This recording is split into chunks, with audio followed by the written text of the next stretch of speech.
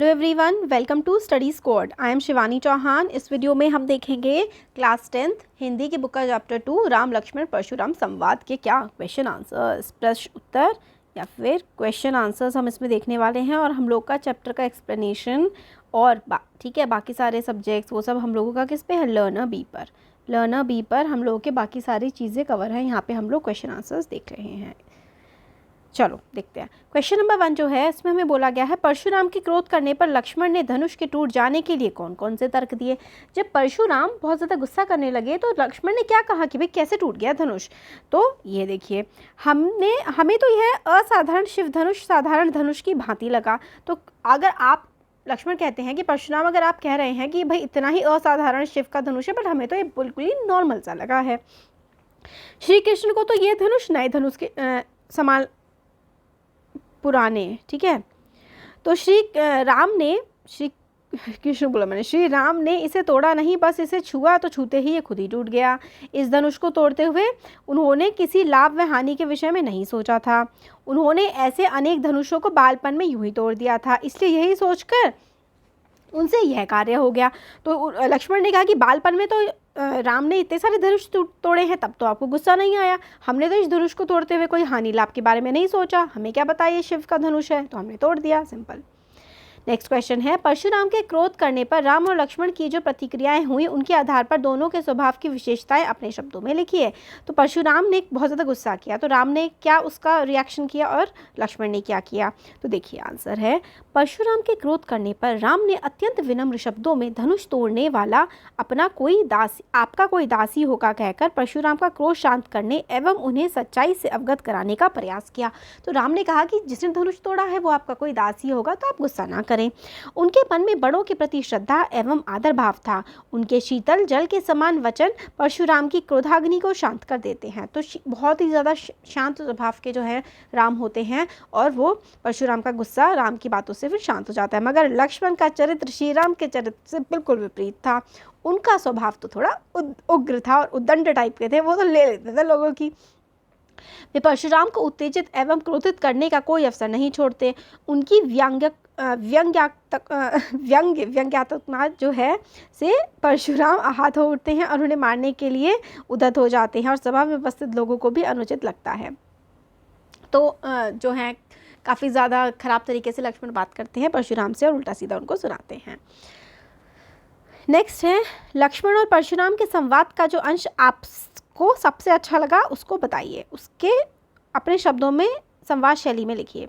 तो हे लक्ष्मण, हे मुनि, बचपन में हमने खेल खेल में ऐसे बहुत से धनुष तोड़े हैं, तब तो आप कभी क्रोधित नहीं हुए, फिर इस धनुष के टूट जाने पर आप इतना क्रोध क्यों कर रहे हैं। परशुराम ने कहा, अरे राजपुत्र, तू काल के वश में आकर ऐसा बोल रहा है, यह शिवजी का धनुष है। तो ये अच्छा लगा होगा, ठीक है। नेक्स्ट क्वेश्चन है, परशुराम ने अपने विषय में सभा में क्या क्या कहा, निम्न पद्यांश के आधार पर लिखिए।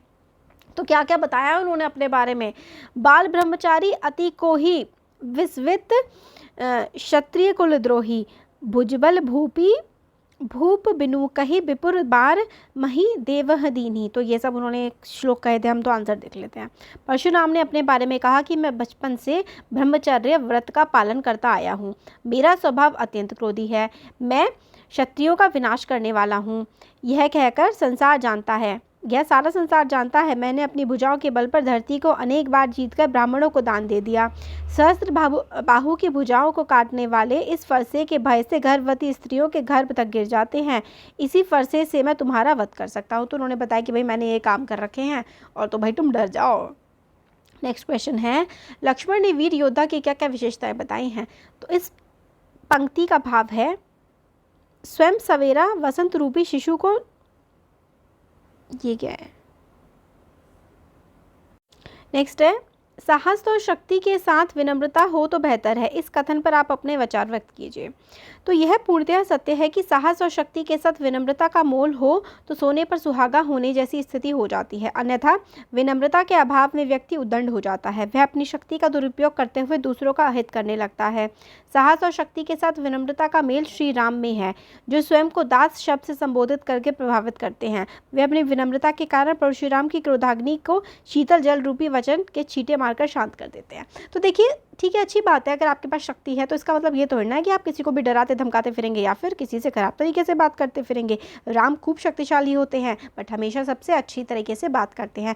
तो शक्ति हो, साहस हो, उसके साथ साथ विनम्रता यानी कि अच्छा व्यवहार भी हो तो बहुत बढ़िया होता है।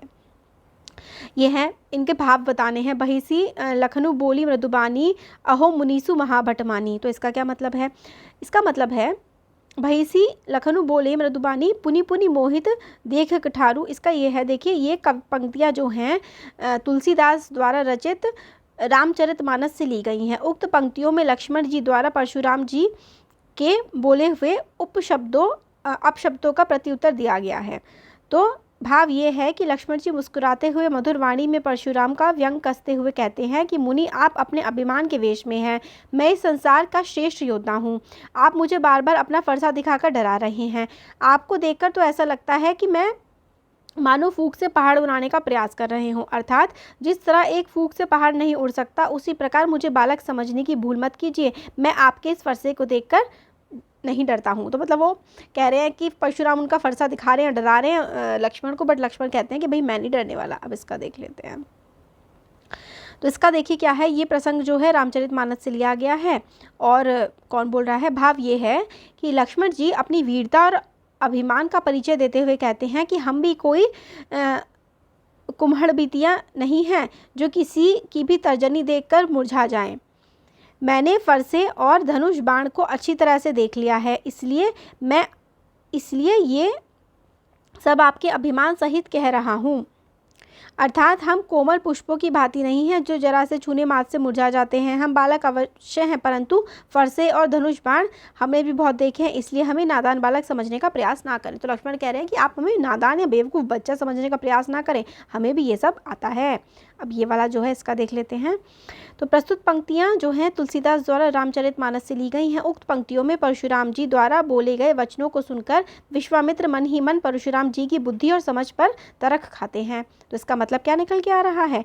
भाव यह है कि विश्वामित्र अपने हृदय में मुस्कुराते हुए परशुराम की बुद्धि पर तरख खाते हुए मन ही मन कहते हैं, गदी पुत्र अर्थात परशुराम जी को चारों ओर हरा ही हरा दिखाई दे रहा है, तभी तो वह दशरथ पुत्रों राम और लक्ष्मण को साधारण क्षत्रिय बालक समझ रहे हैं। जिन्हें ये गन्ने की खांड समझ रहे हैं वो तो लोहे से बनी तलवार हैं, अर्थात वे भगवान विष्णु के रूप राम और लक्ष्मण को साधारण मानव बालकों की भांति देख रहे हैं। वे ये नहीं जानते कि जिन्हें वे गन्ने की खाड़ की तरह कमज़ोर समझ रहे हैं पल भर में वे उनको अपने फरसे से काट डालेंगे। यह नहीं जानते कि यह लोहे से बनी तलवार के हैं। इसी प्रकार देखिए बात का इसका मतलब पूरा ये निकल रहा है कि जो परशुराम है ना वो ये समझ रहे हैं कि वो राम और लक्ष्मण को ऐसे ही मार देंगे, बट ऐसा नहीं है। राम और लक्ष्मण भी बहुत बलशाली हैं।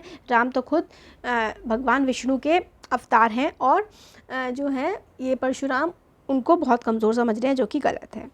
नेक्स्ट है पाठ के आधार पर तुलसी के भाव सौंदर्य की 10 पंक्तियाँ लिखिए। तो भाव सौंदर्य की पंक्तियाँ, तुलसी की भाषा सरल, सरस, सहज और अत्यंत लोकप्रिय भाषा है। वे रस सिद्ध और अलंकार प्रिय कवि हैं। उन्हें अवधी और ब्रज दो भाषाओं पे समान अधिकार है, मतलब अच्छे से अवधी और ब्रज दोनों में लिखते हैं। रामचरितमानस की अवधी भाषा तो इतनी लोकप्रिय है कि जन जन की कंठहार बनी हुई है, मतलब सब लोगों को याद है। इसमें चौपाई छंदों से प्रयोग से गेयता और संगीतात्मकता बढ़ती है, मतलब म्यूजिकल टाइप का ये लिखते हैं तो कंठ से अच्छे से निकलता है। तो ये सारे की सारी चीज़ें जो लिखी हैं वो काफ़ी अच्छे से सुनाई पड़ती हैं। कौन कौन से अलंकार का इस्तेमाल किया गया है? तुलसी अलंकार प्रिय कवि हैं। उन्हें काव्य में अनुप्रास, उपमा, रूपक जैसे अलंकार यूज़ करते हैं। अनुप्रास अलंकार बालकु बोली बधऊ नहीं तो ही। उपमा अलंकार कोटि कुलिस सम वचन तुम्हारा। रूपक अलंकार भानुवंश राकेश कलंकु निपट निरंकुश अबुध अशंकु। उत्प्रेक्षा अलंकार कौन कौन सा है? तो ये देखिए ये सारे के सारे हम लोग के अलंकार हैं, नोट कर लीजिए, पढ़ना ही तो है सिर्फ। इस पूरे प्रसंग में व्यंग्य का अनूठा सौंदर्य है। तो व्यंग है मतलब व्यंग कस रहे हैं ना, व्यंग का मतलब होता है कि थोड़ी सी बेइज्जती मार रहे हैं इनडायरेक्टली।